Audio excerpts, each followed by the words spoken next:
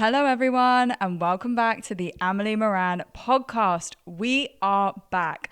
I am really, really sorry that I did not post an episode last week. It has been absolutely manic recently. There's been lots and lots going on. So I was going to try and do like a rushed episode, but I just thought, let's actually just sit down and go through this together. We are also about to move on to the South America part of my travels, and I felt like that kind of needed its own hype because honestly, that was my favorite part of us traveling and some of my absolute cherished memories, some of the absolute biggest mishaps.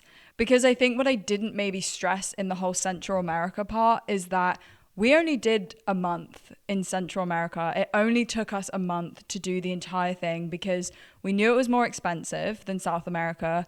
And also it's a lot less land to cover. So we basically gave ourselves kind of like 4 to 5 months to do the entirety of South America, which in my honest opinion, I feel like you need a few months. Like you could try and do everything you want in 3 months, but I feel like 4 to 6 months is the best amount of time to do the whole of South America. It's a lot of land, okay? And I feel like that sounds really obvious, but you will look at the map and think, we have traveled for 12 hours and barely made a dent in this continent. Like I don't actually know how we're going to get to Chile. And I look back at our trip and just think, I don't know how we covered so much land. It's actually terrifying. But it is now officially season 2 of the Amelie Moran podcast. If I'm honest, I don't really know how seasons for podcasts work. I'm really making this up as I go along. But I felt like South America needed her own kind of segment in the podcast. There's a lot to get through. There are a lot of different countries, a lot of different cities, a lot of different places. But it was so special to me, and I just feel like it needs its own moment. We've left Central America now. We've done all of that. Let's strap in for South America.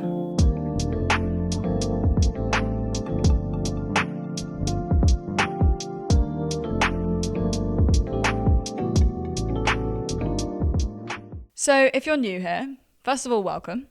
This is the Amelie Moran podcast. We talk all things travel, moving abroad, and a bit of girl chat as well for when we need it. This season, I want to cover the entirety of Colombia all the way down to Chile. I'll be taking you through also my last few months in Australia, which really sounds quite insane when I think about it. I can't believe that I've only got a few months left here. It's so surreal. It feels like it's gone so quickly. And now it's like the last leg. And I'm so excited because also we've done so much working, Sam and I. We've done so much sort of hustling, making sure that we have enough money to actually get home, in all fairness, because we do not have a flight booked to go home.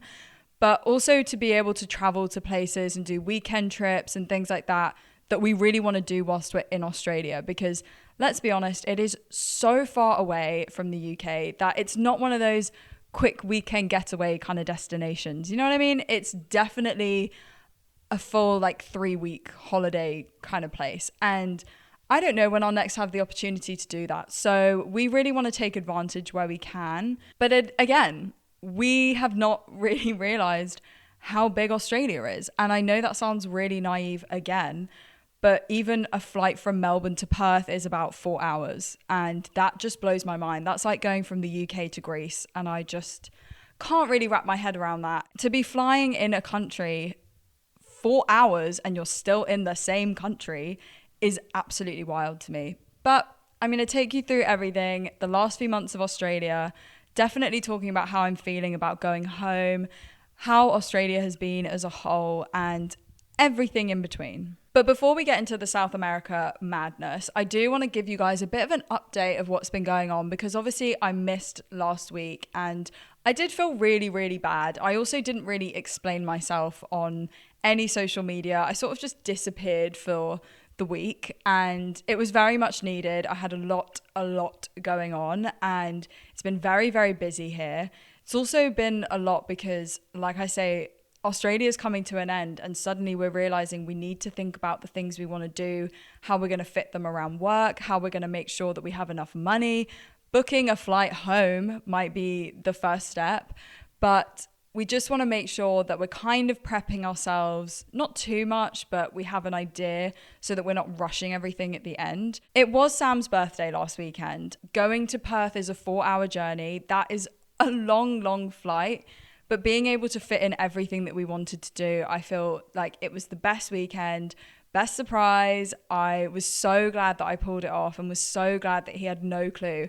Sam actually thought that we were going to Fiji for some reason, because before we left to even go traveling, I had always said that my non-negotiable was going to Fiji. That was the thing I wanted to do. I didn't care where else we went in the world, but Fiji was the one place I wanted to go, because my parents lived in Fiji for, I think, a month or 2 months before they moved to Australia about 20 years ago. And they've always raved about how beautiful it is. The beaches are amazing. The way of life there is amazing. The people are amazing. And so it was like a lifelong, well, up to 23 years, 24 years, lifelong dream to go to Fiji and see what my parents saw and understand it a bit more. But the more I've been thinking about it, I've realized that Fiji is an extremely touristy place. I don't think I realized that beforehand. And there's lots of resorts, lots of hotels, and that wasn't really what I saw us doing in Fiji. I wanted to do kind of learning more about the culture of Fiji and the people that live there and what it's like living in Fiji. And I just felt like we weren't going to necessarily get that experience. So I brought up that I don't think I actually want to go to Fiji. It's also extremely expensive, which is another thing I did not realize before considering going. But anyway, I had brought up that I wasn't very keen on going to Fiji, and Sam thought that was quite strange because it was the one thing that I said I really want to do. Then a week later, I'm whisking him off to the airport and he has no idea. So he thought we were going to be going to Fiji as a surprise, and I tried to sort of throw him off the scent, but in actual fact, I was being very honest, don't really want to do Fiji anymore. And I think the surprise was a lot better. Another thing I have to mention is this film Nosferatu. I don't know if anybody has seen it yet. I think it's still quite relatively new in the cinema. I don't know specifically when it came out. But my God, this film has stuck with me. I have so much to say about this film and also nothing at all. Now, for anybody who has no clue what I'm talking about, Nosferatu is a film, and I had to get the synopsis up of this film because I don't think I understood what was going on the entire time, but I also did. Anyway, we'll get into it. But for those who don't know, the entire film is about this real estate agent, Hutter, who travels to Transylvania to finalize a deal with Count Orlok, only to discover he is a vampire who brings death and plague to his town. This forces Hutter's wife, Ellen, to sacrifice herself by luring Orlok into the sunlight to destroy him and save the town from the plague. Can we just, what the fuck? Like, it is such a beautiful film.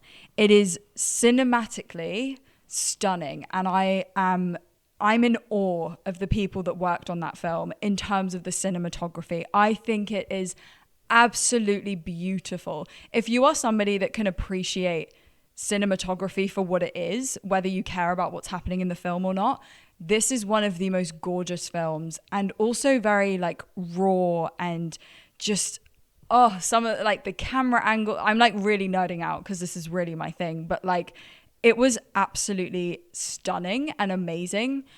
But I have to be honest, had no clue what the hell was going on the whole time. I had no preconceptions of Nosferatu. It's quite gruesome, I would say. It's quite a lot. Like if you're not very good with, I'm not very good with gruesome stuff, and I didn't know. And I'm sitting in the cinema going, I feel ill. But there are just some very kind of like raw and just a bit graphic scenes that I was a bit kind of made my stomach like, whoa, okay. So just be wary. I think it's honestly a staple film. I feel like you need to watch just because of how beautiful it is.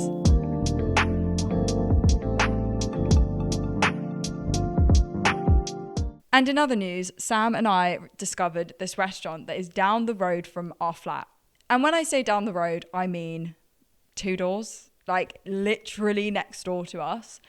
And please don't judge, because I don't know how we've never been before. It's been one of those things where since we moved to Melbourne into our flat, we have said, oh, we should go there one day. We should go there. We should go check it out. And we just never have.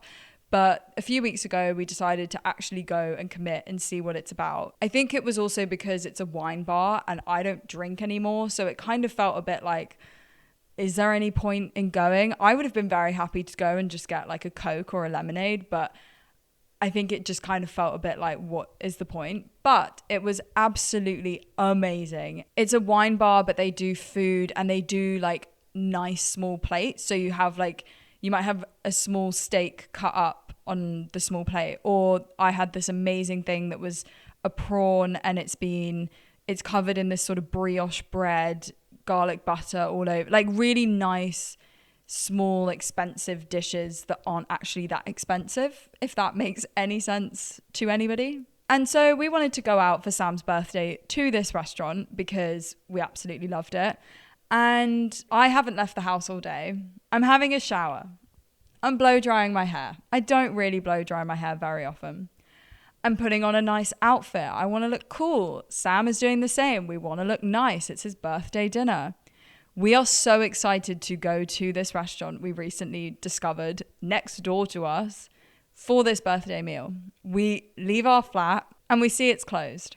So we ended up just staying in and ordering pizza and watched a film, to be honest. So it almost felt like Love Island in some way, like dressing up to go downstairs and then by the time you're back upstairs, you're just disappointed. Moving on, Sam had a lovely birthday. We had a lovely pizza and watched an amazing film, and we just sort of had a cozy night in instead, which was quite nice. Another reason I think we also wanted to go out for a meal was because we were celebrating our 1 year since we started traveling and moved away from the UK. It really feels surreal that it's been a year. I can't really wrap my head around it. It does not feel like it at all. I feel like it's quite a big deal. Like, it is quite strange looking back, and we look at photos and think, oh my God, like Mexico was a year ago today, or oh, we went to Guatemala, that was our first land border crossing, and all of this. And I think it's just really nice to have those photos to look back on. It made me laugh as well because I feel like Sam and I look like proper little babies for some reason. I feel like we just look quite scared and quite naive and didn't really know what we were in for. I think I've said this so many times on the podcast, but it really was one of those things where I was going around telling everyone, oh, I'm going to go traveling and it's going to be great and all of this. And then got to the point of having to travel and went, shit, I have no clue about hostel etiquette. I don't even know if my backpack is big or small enough. I don't know if I've even packed my toothbrush. I don't think I can get on this flight. Like, there were so many anxieties around it. But I kind of think that was the best thing because it just pushed us to do everything. I think also looking back over the past year of us going, I feel really, really proud of us and proud of myself because we did what we set out to do. We set out to go travel for 6 months through Latin America and then move to Australia for a year. And I think it feels like a proper accomplishment. I know it's not over yet. And obviously, you know, I'd love for it to never be over in some way, but it does feel like a proper accomplishment. And I feel like the people that we were a year ago before we went, I think they'd be like, what the fuck, at the people that we are now and how we've built our lives here in Australia and worked so hard, made money, found a flat, and just all these things that I guess we just did not know we were in for. So that was a nice little celebration as well that we had. And I think when you put it into perspective of a year, I was thinking it's been a year since I've seen my family. I mean, mum came over in December, but the rest of my family, I've not seen them for a year. My friends, I've not seen them for a year. That is just crazy. And I'm not going to see them anytime soon. So it was just a bit of a perspective sort of day, I think, and just maybe reflective is the right word. But I feel really grateful for the past year and it's been absolutely amazing. And I've loved every second of it, even when there's been mishaps. So we are now on to South America. I am very excited, if you couldn't already tell, because I've said it about 20 times in this episode. First place in South America that we will be talking about next week is Cartagena in Colombia. I am absolutely ecstatic about being able to talk about our time in Colombia because Colombia, I think, was my favorite country that we went to. And I had the best time. And I think I didn't know at the time it was my favorite country. Not that I took it for granted, but I just didn't realize that was like, I look back at photos of Colombia and I am the happiest I've ever been. I also look extremely healthy. I was eating amazing food, amazing experiences. And yeah, I would go back in a heartbeat. I absolutely loved it. It was the most vibrant, colorful, so like community feel, like everybody's so lovely. Everybody was so welcoming. And I really, really treasure my time in Colombia. So I cannot wait to start talking about it. We are going to start in, I guess, what's considered a more touristy part of Colombia. But we were meeting a friend and it kind of was the best base to start with. I think also what's going to be interesting is going back over the trip that we did through Colombia, for example, because we didn't have any plan. After Panama, we had zero plans for what we were doing in South America. There's so much land to cover. And I think we just felt very, very overwhelmed. I remember Sam and I would turn to each other and say, do we go left? Do we go right? Like, where is the best place to go? Where is everybody going? Where is nobody going? What is this safe? Is this not safe? So it's going to be quite fun to go back over the trip because I can't necessarily remember off the top of my head how we decided to go to certain places. But there are definitely places we went to where we just went, why the hell are we here? This is not great. And then there are other places that we didn't mean to go to that we absolutely loved and I would go back to in a heartbeat. So yeah, I'm very, very excited about it. And I really hope that if anybody watching or listening is going to Colombia or thinking of doing South America or just wants to book a holiday somewhere, I hope that I can make you feel a lot better about traveling Colombia and more excited about it because it is considered a very unsafe place to travel. It's considered somewhere that you can't really backpack. And I guess I want to show you that it definitely is. You just obviously need to keep your wits about you, and we'll go through it all in all the episodes, but I can't wait.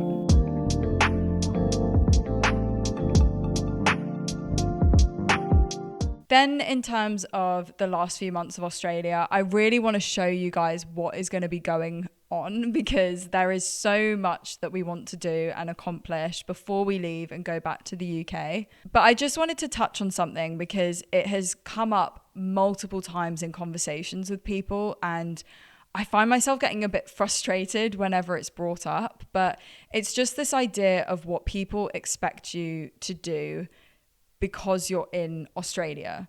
And I mean that in terms of certain road trips. I mean that in terms of buying certain clothes. I mean that in how you meet friends. I mean that in how you find work or what job you do. I just feel like there are certain expectations when you come and do a work holiday visa that I kind of just wanted to bring up because I wanted to just say fuck them and just don't give a fuck. There are a lot of people that we've had conversations with where we've told them an idea for a road trip or like a weekend trip away or something that we can do. And a lot of people shut us down and say, oh, you're not doing this. Oh, well, everybody does this. And I find that so frustrating because at the end of the day, it's our trip, not yours. And if you want to do that, that's fine, but we don't.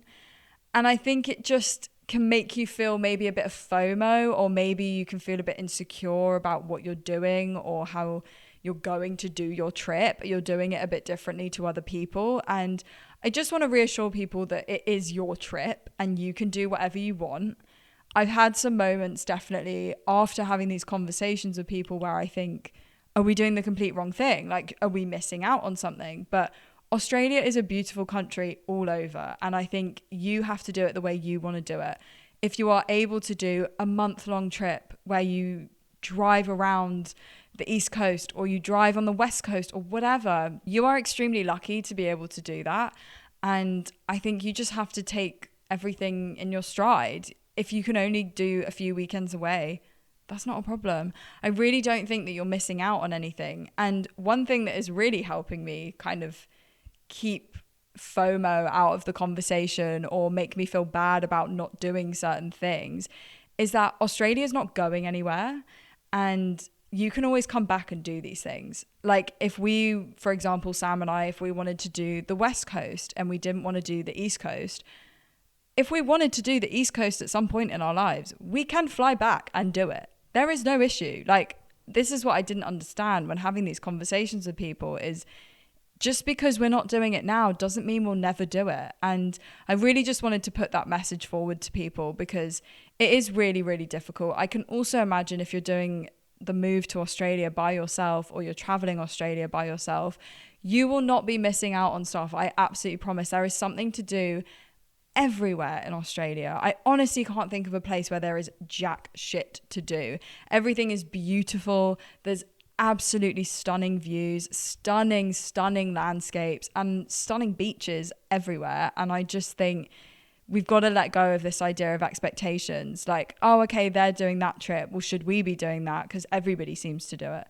No, it's completely fine. You can do whatever you want. And sometimes people struggle with that. I definitely have at some points during our time traveling. So yeah, I just wanted to put forward a bit of advice because I know it can be really overwhelming because at the same time as everywhere in Australia being beautiful, you're thinking, where is the best place to go? Where's the best to start and all this? But I just want you to understand that you can always move. You can always move camp and you can always just set up somewhere else and you can go and visit anything if needed. Like, you can just make it work for you. Anyway, I am extremely excited to get on with this season of the Amelie Moran podcast. I can't wait to tell you about some of the experiences we've had and also have some guests on the podcast talking about various different topics to do with travel, moving abroad, even just having a bit of girl chat, bit of girl advice, because we all need it every now and again.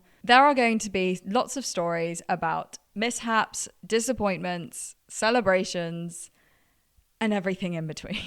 So make sure to subscribe and like this episode, and I will see you guys next week. Love you. Bye.